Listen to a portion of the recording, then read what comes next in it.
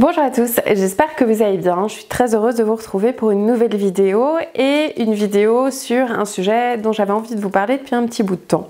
Il s'agit de Phase Up, qui est donc une marque qui surfe un petit peu sur la mouvance de tout ce qui touche aux ondes, qui serait nocive pour notre santé, et qui donc a mis en place un petit patch à coller sur son téléphone portable, voilà, comme ceci, qu'il faut mettre à différents endroits selon le type de téléphone et qui diminuerait les ondes, les mauvaises ondes du téléphone, diminuerait la surchauffe éventuelle du téléphone, diminuerait les maux de tête et donc tous les risques qui peuvent être liés aux ondes, à savoir peut-être des cancers, des tumeurs, etc. Donc je vais revenir sur tout ça, mais donc c'est une marque qui est particulièrement plébiscitée en ce moment sur les réseaux sociaux. Il faut dire qu'il y a beaucoup d'influenceurs, d'influenceuses qui parlent de cette marque et qui mettent en avant véritablement une efficacité à toute épreuve, une diminution drastique des maux de tête, un bien-être pour toute la famille, etc.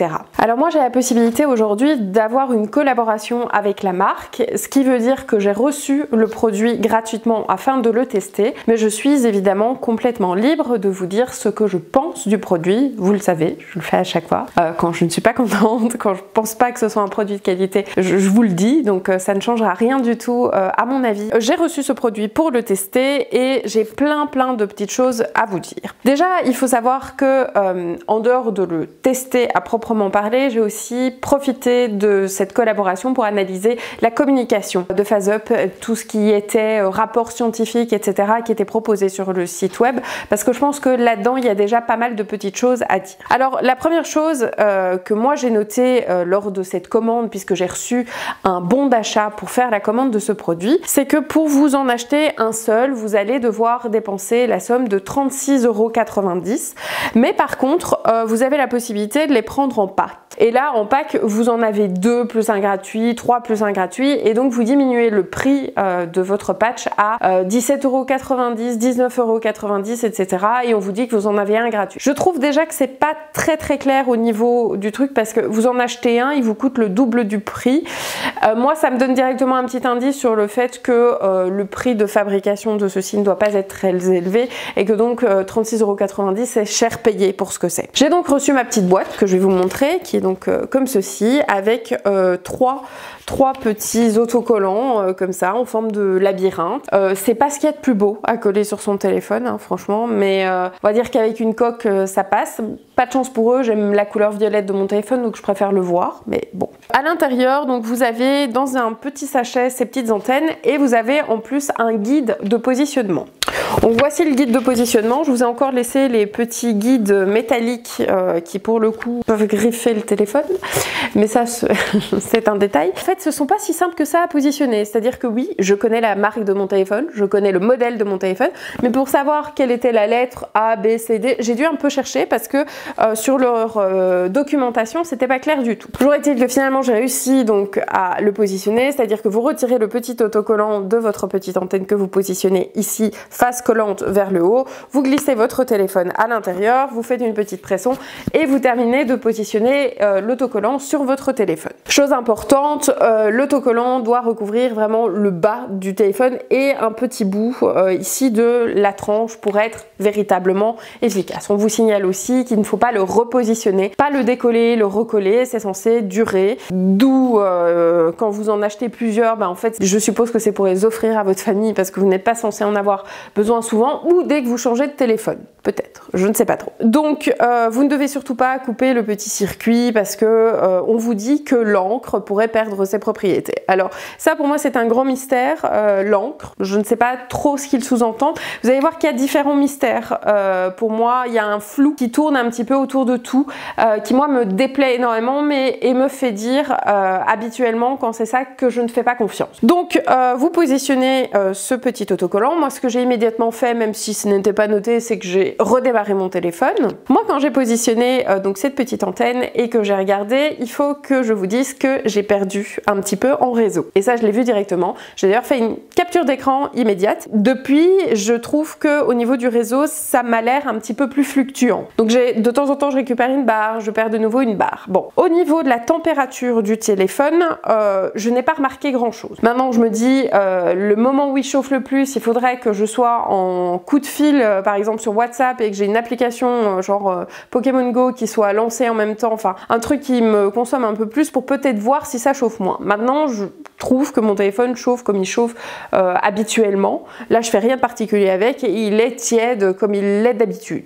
Voilà, donc là, je n'ai rien remarqué. Je suis sujette aux maux de tête, oui, mais pas forcément liée à ça. Je peux vous dire, j'ai mal à la tête aujourd'hui, donc je suis sujette aux maux de tête de manière générale et c'est pas ça qui va changer quoi que ce soit. Ce qui renforce cette impression-là, c'est que en effet, j'ai vu beaucoup de tests et les gens ne trouvent pas habituellement que ça change grand chose sur ce plan-là. D'autres personnes ont par contre remarqué une diminution de l'autonomie du téléphone. Ça, je pense que c'est un point important dont la marque ne parle pas, mais voilà, certaines études font état d'une diminution de 30% au niveau de la batterie. Je trouve que 30% c'est beaucoup. Alors moi, je travaille aussi beaucoup en Wi-Fi avec mon téléphone, donc je suis beaucoup sur les réseaux sociaux. J'ai immédiatement remarqué quelque chose, c'est qu'une fois que le patch était installé, je trouvais que j'avais une latence au niveau chargement des pages internet. En effet, ça peut s'expliquer par le fait que globalement, étant donné qu'il est là pour diminuer les ondes, beaucoup de gens disent qu'en réalité, ce qui se passe surtout, c'est que le téléphone capte moins bien. Il capte moins bien le réseau internet, il capte moins bien le réseau téléphonique et donc on se retrouve avec simplement un téléphone qui est moins bon. Alors par rapport à ça, moi j'ai vu un test d'un youtubeur qui s'appelle 2X Silicium qui fait de revues, des tests, etc. et qui a donc testé le patch PhaseUp et qui a fait une revue un petit peu complète qui mettait lui en avant le fait que ça n'avait pas d'efficacité, voire même engendrer d'autres ondes, des ondes électromagnétiques plus fortes et avoir l'effet inverse. Alors je ne suis pas professionnelle de la santé là-dedans, je ne suis pas ingénieure et donc je leur laisse le soin de faire ce type d'études et de mettre en avant des chiffres, mais j'ai trouvé ça en tout cas assez interpellant de voir qu'il y avait plusieurs études qui en parlaient et qui mettaient en avant qu'on surfait vraiment sur un phénomène autour de la dramatisation des ondes de manière générale, ondes 4G, 5G, etc. et que donc PhaseUp avait vraiment utilisé ça comme un coup marketing, mais que le factuel, ce qu'il pouvait y avoir derrière n'était pas suffisamment solide. Je suis donc allée sur le site web et j'ai regardé attentivement leur rapport scientifique.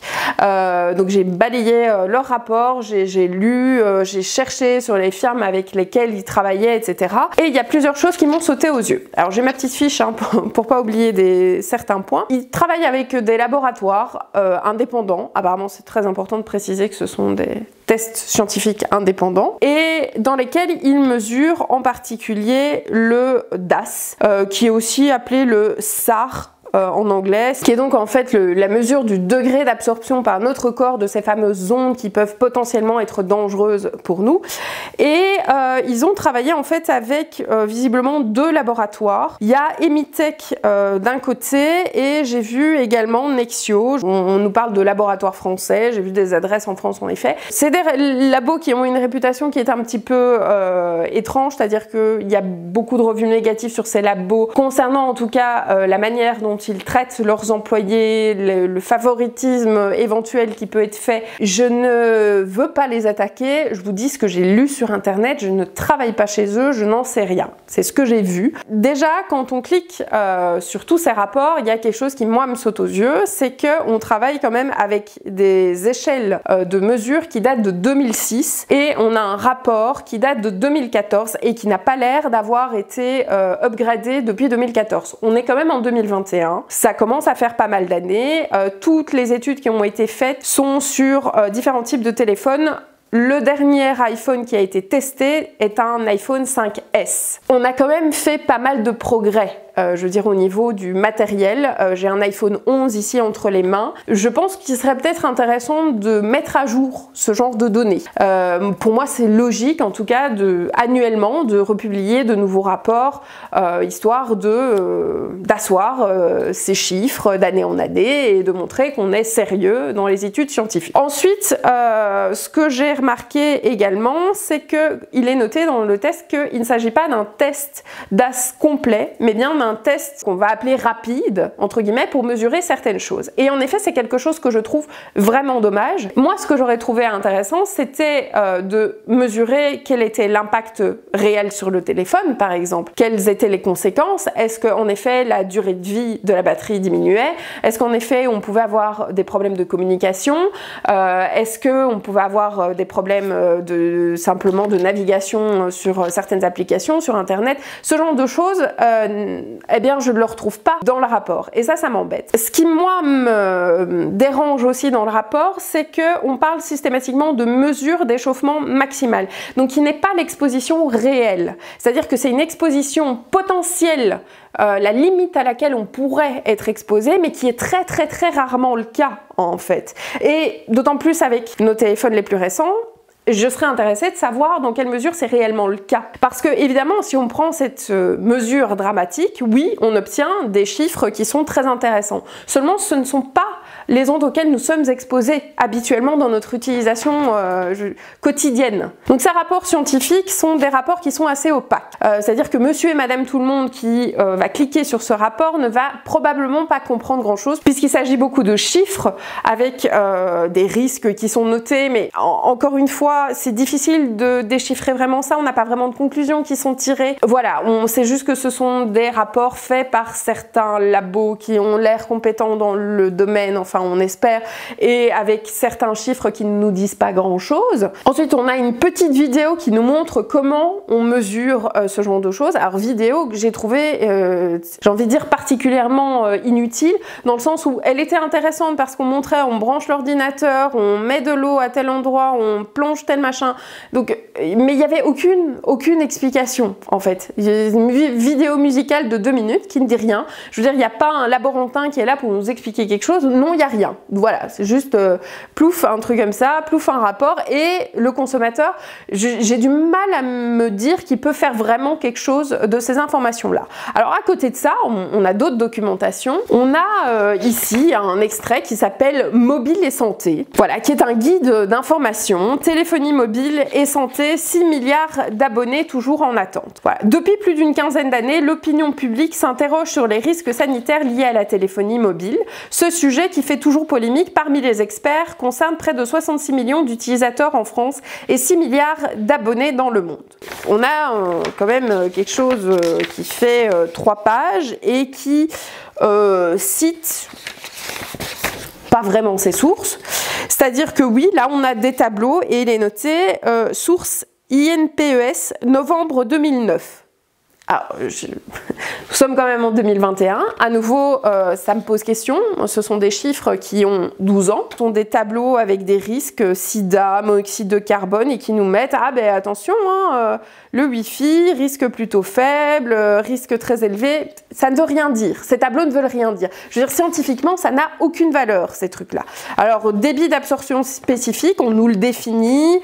Voilà, on nous donne quelques informations. Et à nouveau, je ne sais pas d'où sont tirer ces informations. Voilà. Mobile et santé, voilà, je ne sais pas d'où ça vient. Donc je n'ai aucune manière de vérifier la pertinence de ces informations. Elles me sont jetées comme étant une preuve scientifique, alors que pour travailler de manière scientifique à l'université, je veux dire, c'est primordial de citer ses sources. Sans source, ça ne vaut rien. Voilà.